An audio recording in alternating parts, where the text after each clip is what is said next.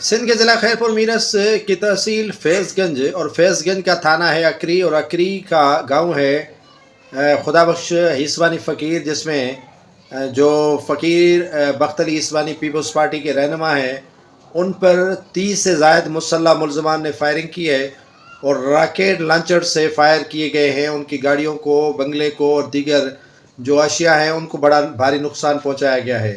इनके बेटे को 2 साल कबल कत्ल किया गया था। फ़कीर लियाकत अली हिस्वानी को, जो पेमरा में डिप्टी डायरेक्टर थे, उसका मुकदमा अदालत में चल रहा है और इसी दौरान 30 से ज़ायद मुसल्लह मुलज़मान आते हैं, रॉकेट लॉन्चर फायर करते हैं, फायरिंग करते हैं और उसी दौरान पुलिस नहीं होती।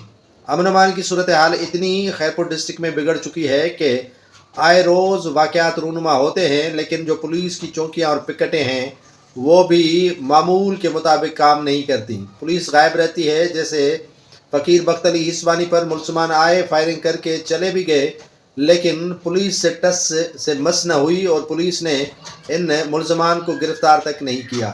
ये सूरत हाल अब रह गई थी खैरपुर की, वो भी डाकुओं के रहमो करम पर छोड़ा गया है। जैसे नारेज और सोलंगी तकरार पीरगोट में शुरू हो गया है।